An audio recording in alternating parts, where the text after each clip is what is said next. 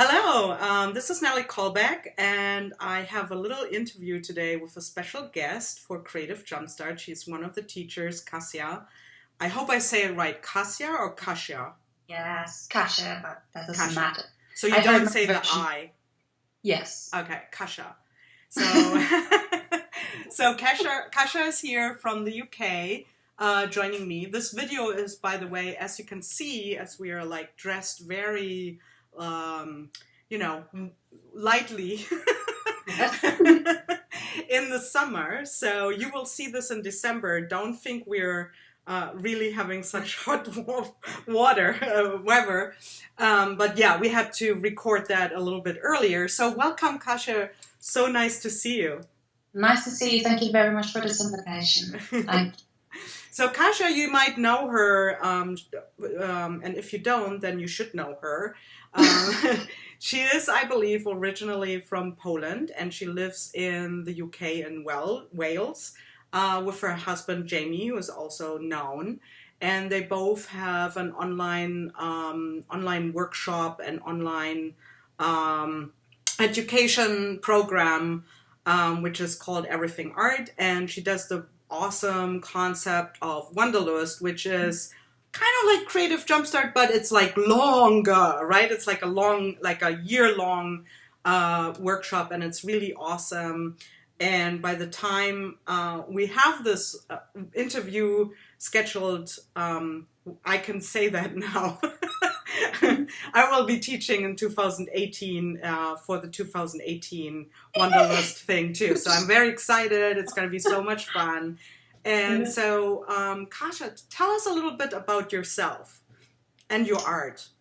Okay, about myself and my art. That's the most difficult question, talking about myself. Where to start? Well, like you mentioned, I am Polish. I was born in Poland, so that's where my roots are. But I am living now in Wales. I think it's a little bit more than a year now that we live in Wales. Before we lived in England because that's where Jamie's from. And Jamie is the reason why I moved. Of course, love is the reason. Always. I totally know what you mean. I think so. So now in Wales, we're living here because we just chose this place because it's just beautiful. If it's about my art, I guess it's strongly influenced by where I am, my surroundings. So Wales comes here, and my identity, which is Polish still, at least 99%. Mostly I do art journaling. This is like my favorite way of expressing myself. I did do a little bit more on canvas. That's where I started because that's how I was brought up with, in a way, because my mom is a painter, like very, traditional style painter in oils. So that's where I was starting. But then I explored these other ways and other paths, and art journaling came, and I got really excited because it was so much more free than oils, So this is what I do mainly. And it's about my art. What can I say? I think probably my process is somewhere between intuitive and not intuitive at all. So I like to have some kind of a structure and then see where it takes me and explore, my own skills or abilities. Maybe ability is a better word, by just doing it. So when you say art journal, so you said you're doing a lot of art journal. I mean, I know that because I love your art journal pages. But for those of the listeners and viewers that don't know, so you said you're kind of like 99% still Polish. Do you journal in English or in Polish? Good question, because I think I am slowly switching to English now. It's probably because I have no idea actually why. You think in English, or and dream in English, or do you still dream in Polish and think in Polish? Both. I don't think there are words in my dreams. We like communicate using our brains. But there are sometimes dreams in English and in Polish, and so is my art journal, just full of English and Polish. I don't know. Just some days I prefer to describe things in English. Actually, very good question. I'll be thinking about it today. Yeah, I mean, like, I think I don't really journal because I have a different approach to my art journals. I just do quotes, so I usually do that in English. But I guess if I would write more, I would probably do that in English now because I'm thinking in English. Yeah. So, Do you dream then in English? well, it's a good question that you pull back to me. Most times I don't really remember my dreams, but I think I dream in English if there are words. Okay. I think so, and it's really hard. How is it for you to switch back if you meet someone in England that is from Poland, right? It's shocking. Polish? Yeah. It's in Polish. When I go to Poland and there are my parents and family, they speak. Of course, that's natural. Right. But if it's someone here, then it's just shocking. Yeah. I felt my godson was just here, and he's from Germany, and so we were out, and it was like it really messed with my brain, switching from like while I was in Germany, I picked him up because he's a minor, he's only 17 years old, right, and he has never flown such a long way, never been to America. So I picked him kind of up and visited Germany. And it wasn't a problem to speak German in Germany. But when I was here, it was like talking to everyone else in English and talking in German to him. I felt like an idiot. Like, it was really like, I was like mixing things up. And I felt like my accent, which will be always there, because when you're an adult and you move to a different country, you don't lose your native accent, right? You always have it a little bit, but I felt like it got stronger. So I thought it was funny. Oh, that's interesting. It always feels awkward, like you're saying, that something's not right speaking to someone in your language while everyone around is speaking English. Right. It's a very bizarre experience, I think. So you said that who you are, where you come from, and I totally get that, has a big influence in your artwork. So if it's not the writing, what do you think is like a very, if that's a hard question, I'm pretty sure, but like what could be like an element of your artwork where you could point your finger to and say, that's something that I do because I am Polish or European. I mean, UK is still European too, but I don't know. I mean, like, you know what I mean. Like, I think that's what it's like. Really surprised me once when Jamie said that. I said, "Well, UK is in Europe. I don't mean European Union. I'm just talking like." And he says, "Well, no, because we're like separately. I always thought about UK as a part of Europe, but Brits don't."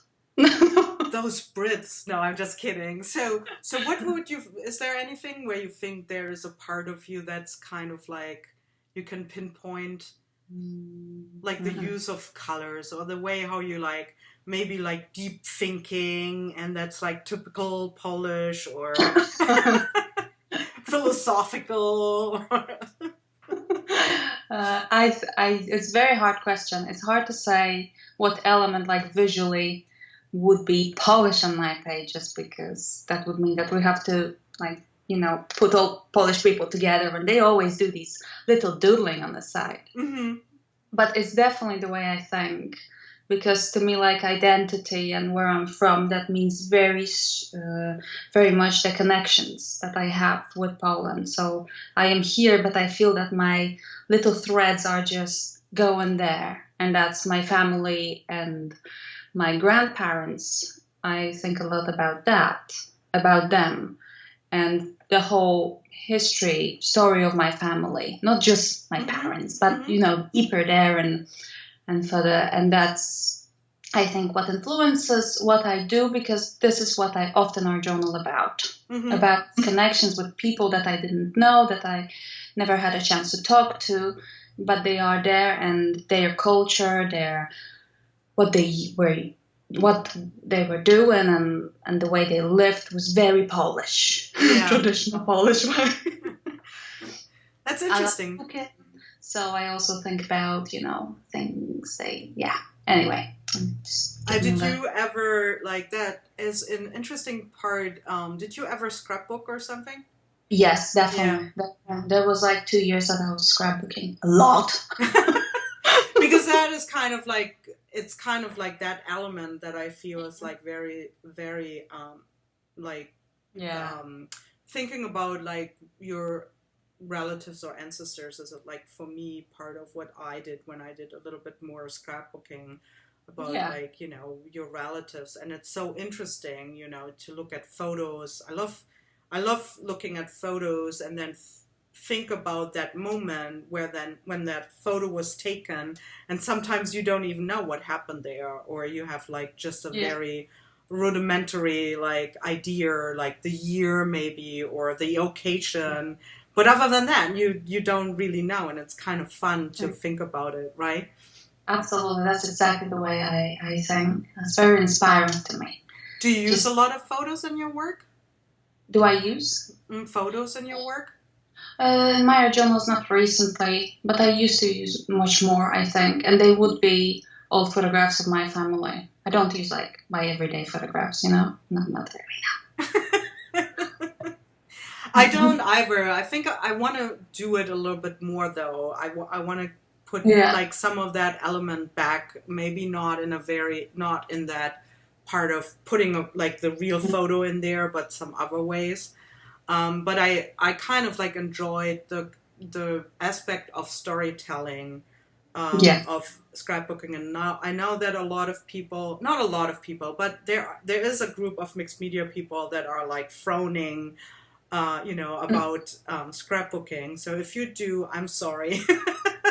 But I think there's something that is very valuable and very interesting about scrapbooking, and that is that storytelling part, right? And absolutely, yeah, definitely. I think my journals would look completely different if I wouldn't at some point do scrapbooking, because like you're saying, when you do a scrapbook page, you focus on family or on things like, you know, relationships.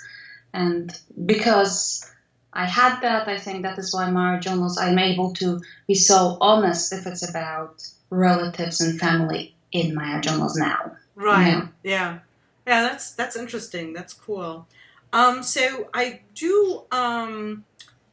So we talked about that you're living in Wales now and that it's beautiful. I've been to the UK. I've not been to Wales yet. I'm traveling soon, but still not Wales. I'm going to Birmingham, which is not Wales. It's very close to Wales, though. Oh yeah. 2 hours from your here. Oh, that's not too far, actually.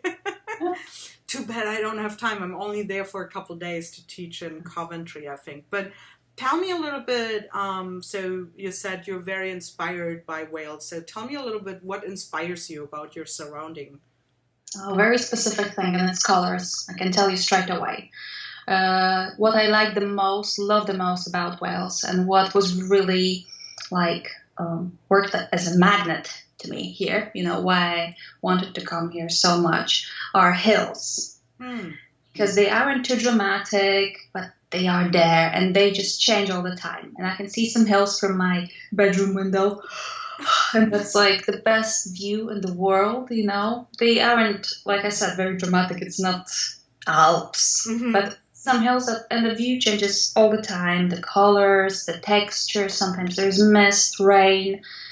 And I think that's what inspires me the most, these colors that are there on these hills. And the hills are also bare. Sometimes there is a sheep somewhere, you know, or a little other animal that I cannot identify.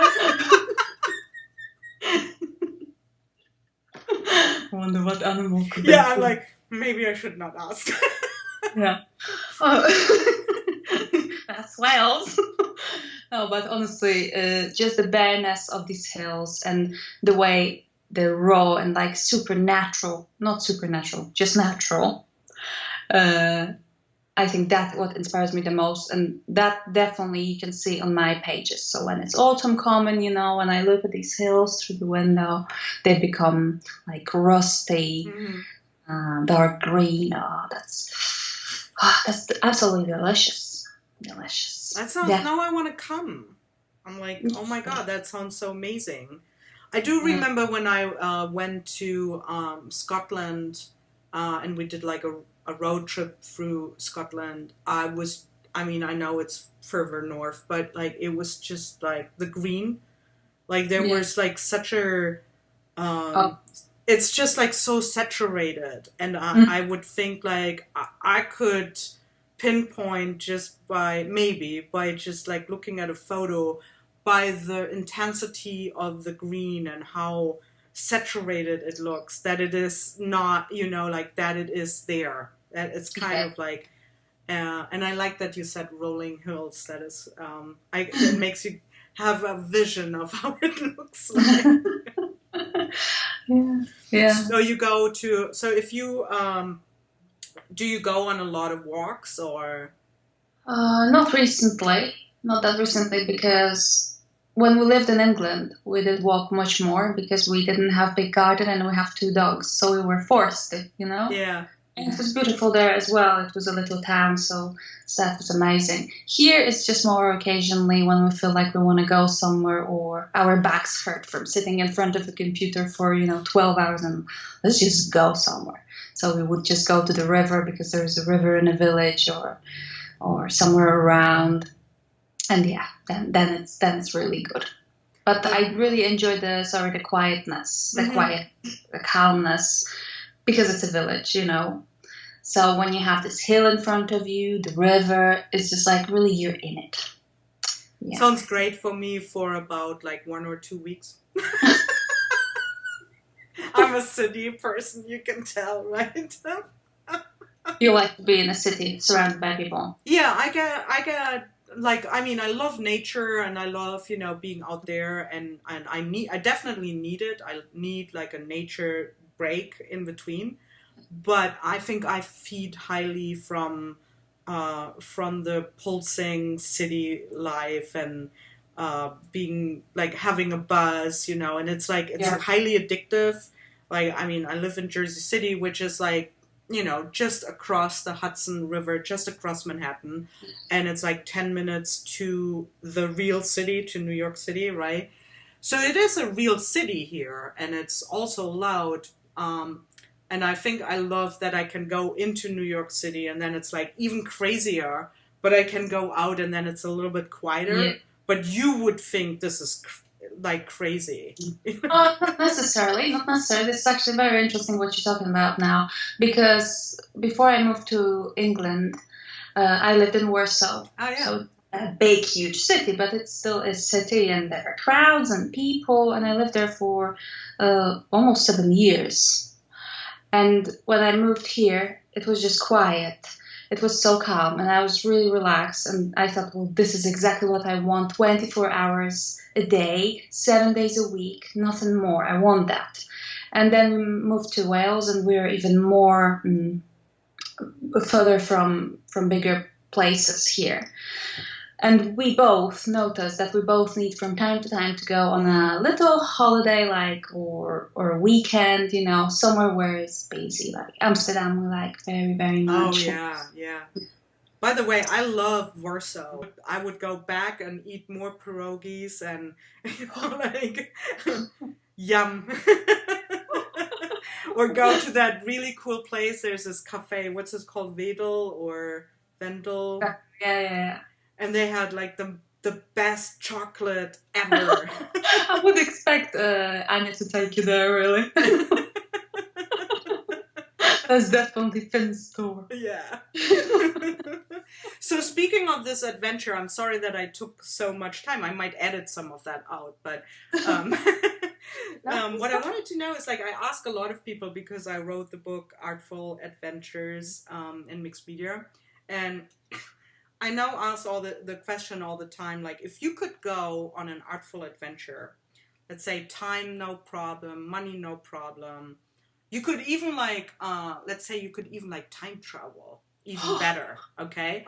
So like really no obstacles, it's like really super crazy. What would you do? What would be an artful adventure for you? I could time travel. Yeah, now you could. Completely, there's so many opportunities here. Well, if I could time travel, one place I would love to go to would be the Yellow House Van Gogh and Gauguin, where they met. I really want to find out what happened there. I'm really curious. Don't know whether I would be able to create any of my art journaling spreads there in this company, because I would probably for the rest of my life feel like, not good enough. But yeah, that's where I would like to go. But if we think more realistically, I would probably, this is interesting because this is, I think, something we mentioned already. I would ideally go for a month on a tour around art galleries in big cities, so like Paris, Amsterdam, London, just really intense.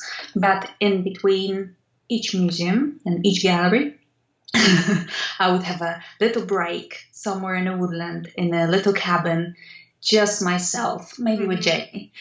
When I don't have to do anything, don't have to go anywhere, I can just digest it all and create, don't have to worry about anything, take care of anyone, check emails. That would be just perfect. So intense and... That sounds like a perfect mixture. I might join you.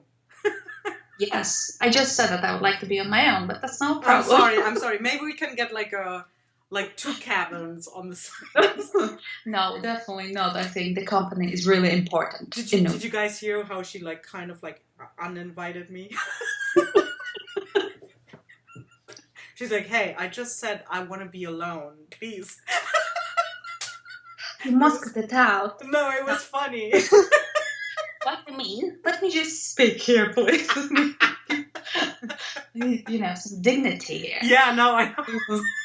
What I meant, that I really appreciate I just meant more like being just somewhere where there are no people around. Yeah, no, I know. Yeah, but just select people. Right. Why not? I'm just teasing you. No, because I remember I had a time like this when I lived in Poland. From time to time, I would have a time like this with my 2 friends who were also doing our journaling and collage, and that was just amazing. Yeah. And I miss this so much, be surrounded by nature and just with these people who share the same thing, but maybe not necessarily 20 of them, and you have to teach a class. Yeah, exactly. Yeah, it's something that I guess that we do not that often. I remember one time my friends, Julie Pfeiffer-Balzer, Birgit Kopsen, and Jen Mason, we actually rented a place in California after CHA, which is always a little bit crazy. And we called it the art house. So we spent there a couple days in our art house. And it was so much fun. Like we would go, we would go shopping and we would cook and eat some. Like teenagers a little bit, yeah? Yeah, it was like a girls thing. And then we would, in the evening, we would do some arting and just chat or not, or go into the swimming pool. And it was really relaxing, and it made me think that I want to do. I mean, if I could, I would like to do more of these things where if I had more time, where you have like an art vacation that's relaxing. Absolutely, that's exactly what I mean. Yeah. So you are welcome. You too. Maybe sometime we will make it happen, You never know. So, before I ask you a question that has more to do with Creative Jumpstart, kind of, but so sometimes we all feel a little bit low, right? Like where I guess, you just did a lot of stuff or whatever, you just don't feel inspired to work on your art. So how do you jumpstart your creativity? Okay. Well, I think that happens to me quite often, to be honest, because the way I work, the business, our job, everyday job, is quite creative. So I get this release, is that a good word? Do you know what I mean? Yeah. I get creative, and I don't need to, don't have this need, I have to do something creative later, because I already done it. So I just get lazy, probably. And I can't be bothered. But I think only thing that I do is just actually to force myself.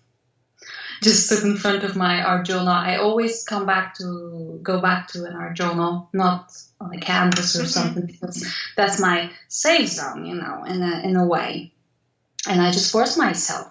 There is no excuse. I have an hour spare and I'm going to do this. And then once I do it, it's just easier and I, get inspired immediately. I want to do other things and more and more and more, and I don't want to stop.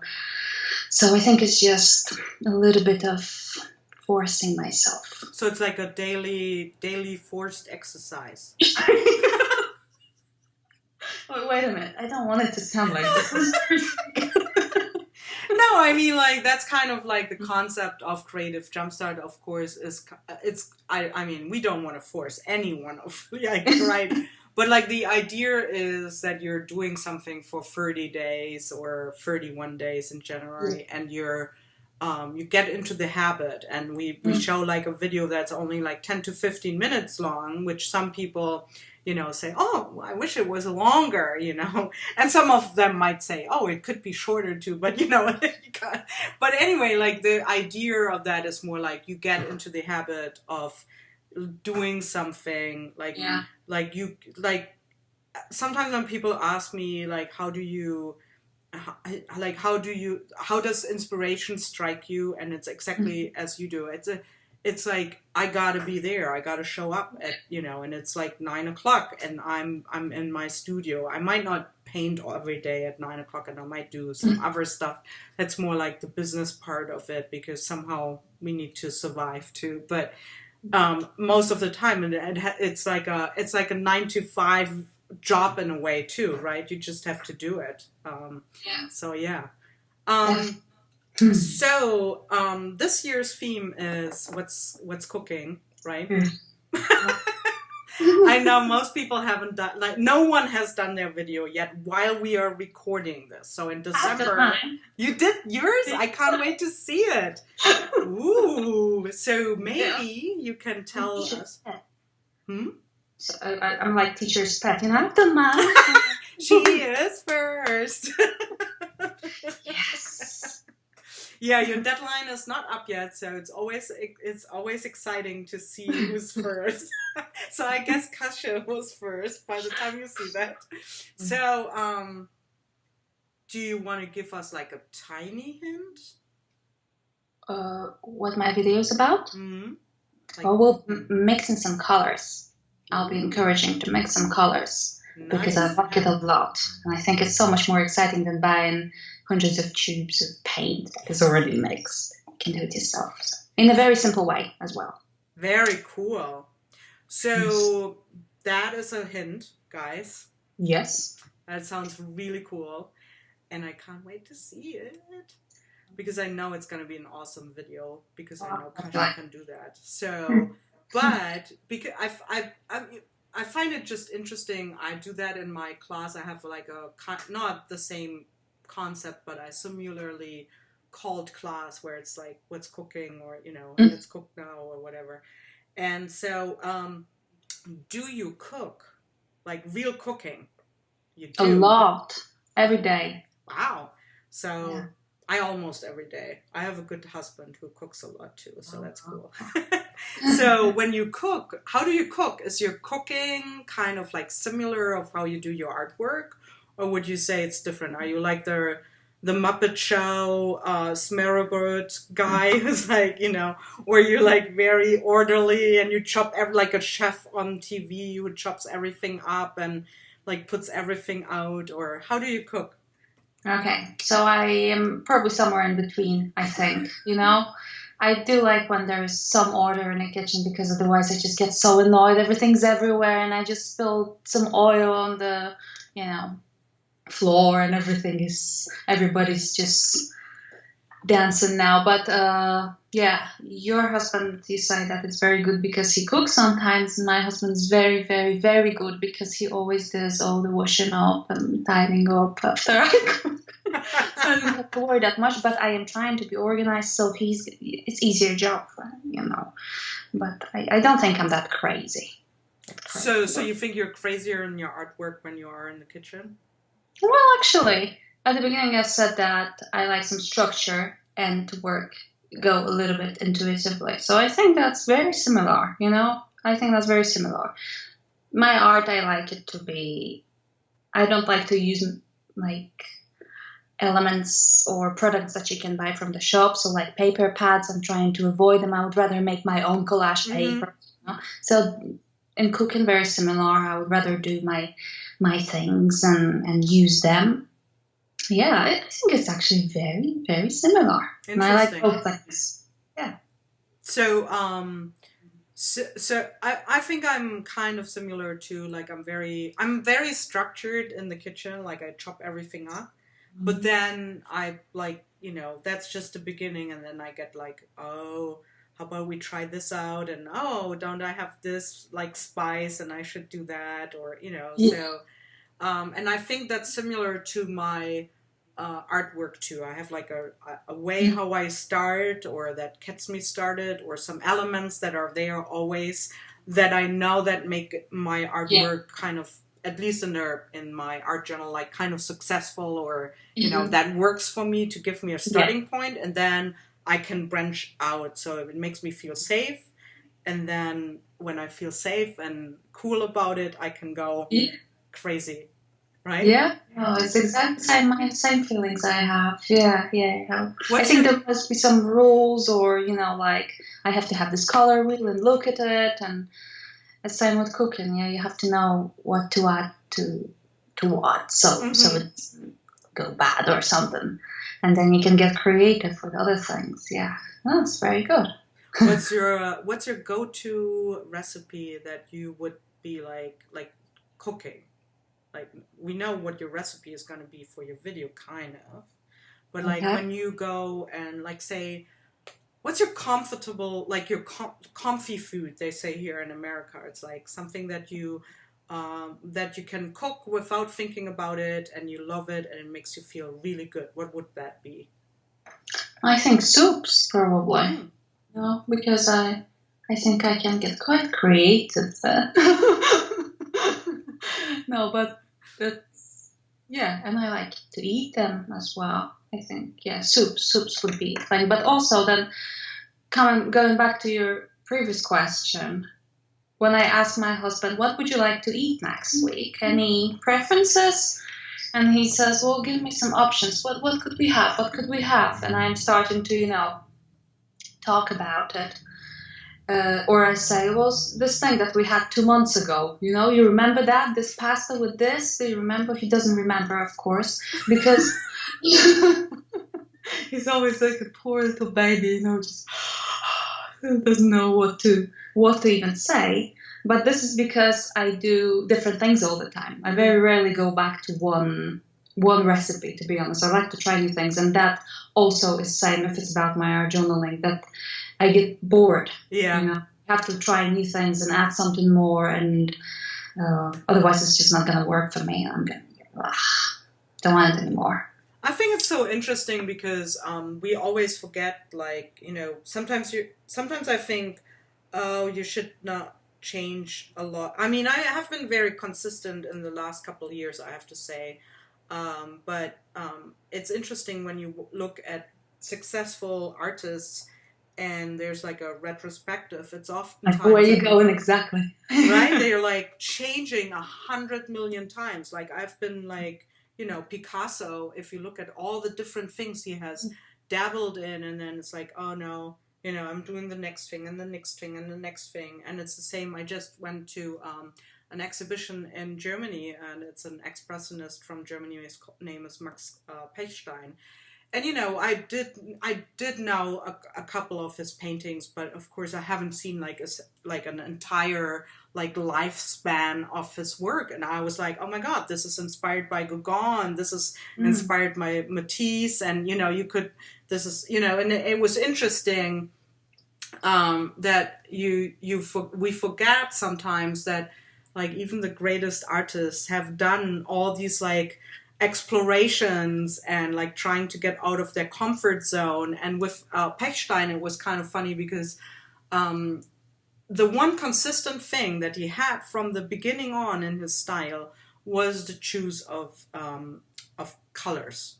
Like there were like a certain color combination that he used, and you could see it like throughout his whole like work, and it was so interesting. I would have never, you know, thought about it if I hadn't had seen it. And so I think, you know, that's something that we need to, if we want to do art and we want to dabble in something, I think we need to also like just try it. I mean, you have to make a lot of really, excuse my language, shitty art in order to get further, right? Absolutely, I agree. Well, this is really good what you're saying, because I think about it quite often, because I hear from people or read somewhere that people are really want to like have their own style, and by their own style they mean that they will repeat same like structure of their work or same sequence of steps, or use same colors like you said, but in a very characteristic way. And I guess probably many people also think that it can be very successful if it's about business, yes, because then you are easy to recognize, oh, that's her work, that's for sure. But then on the other hand, I'm thinking that it's so difficult. I just could not stand it. I have to include more and more new things, and sometimes go completely different directions. And I have to really give myself a break, breathe, and let people maybe be disappointed with what I'm doing, you know, because it's not the same thing again. Yeah. And I think, yeah, like you're saying, all big artists are doing it. We're doing it, yeah. And if we want to do some art, we gotta try it and just allow ourselves to be explorative and sometimes change completely. Exactly, and that's, I think, is the whole point about Creative Jumpstart, and also about Wanderlust, is like allowing yourself to try new things. And it might be that you're thinking, you know, I don't know if I really want to do that, right? I mean, if the obstacle is their supplies, that might be a different thing. But if you have the supplies, it doesn't hurt you if you just try it, right? And I've tried things and I'm like, OMG. And you don't see everything. That's also part of it, you know? Because we can be very selective of what we show, of course. Yeah.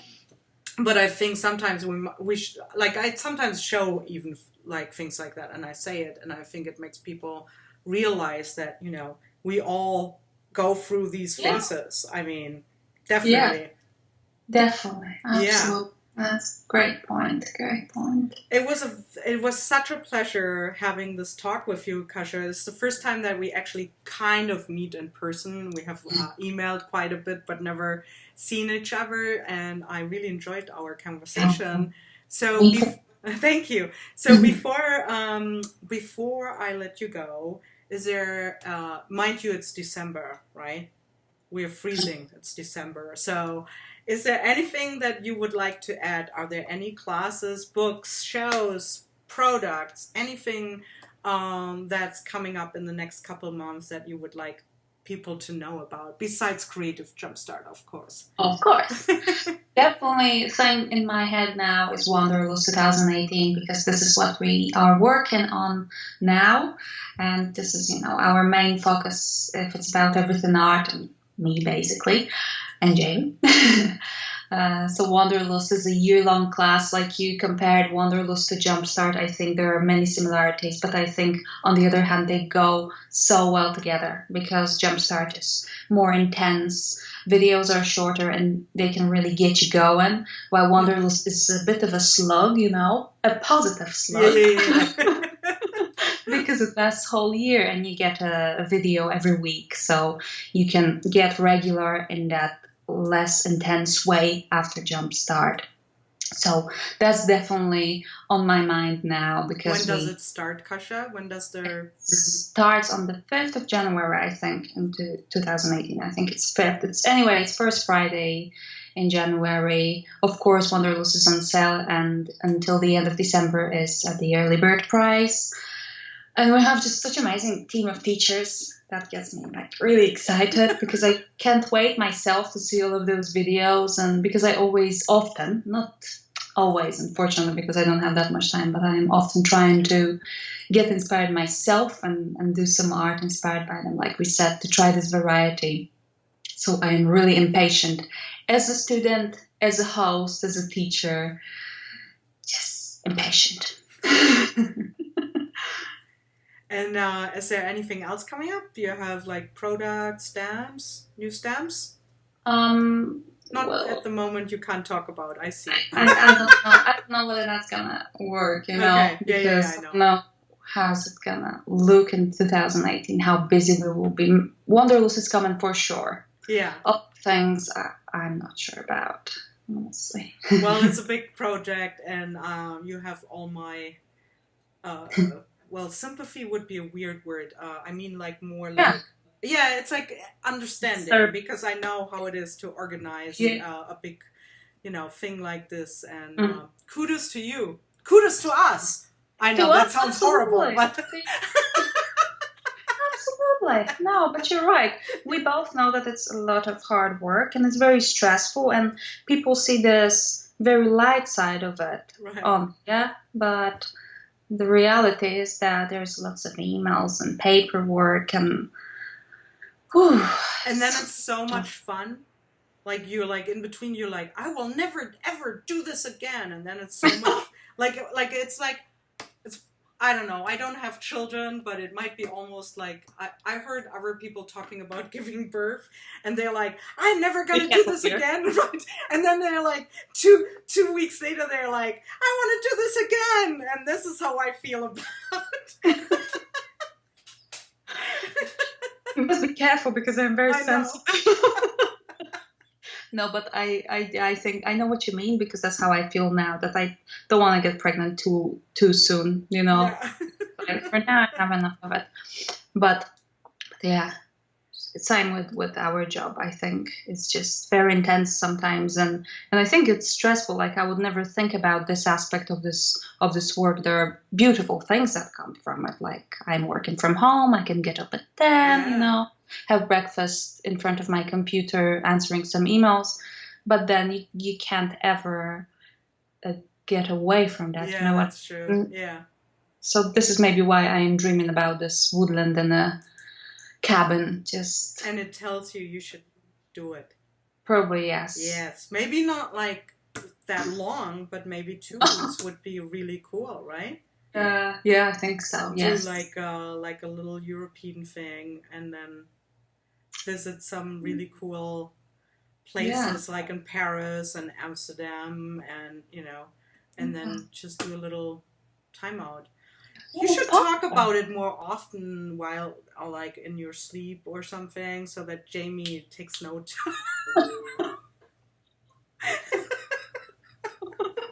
Maybe he makes it happen. You never know. No, I think he would be very keen to do that, actually, because he probably needs that too, you know. Right. But we both know that the reality is that we have to get loads of things done before we can go. So sometimes maybe it's not worth it to even think. But it's not true, I know. Yeah, I know. It's not true. It always changes, and I'm always super excited. So I'm excited to see your video soon while this is showing. I watched it already. So so sign up and join us for Creative Jumpstart and see the lovely Kasia show you something with, as she told us, colors. Oh, thank you very much for this interview. It was just so nice to have this chat with you and to learn so much about you. And I think we have many things in common, really, don't we? So thank you very, very, very much. Thank you. Bye. Bye.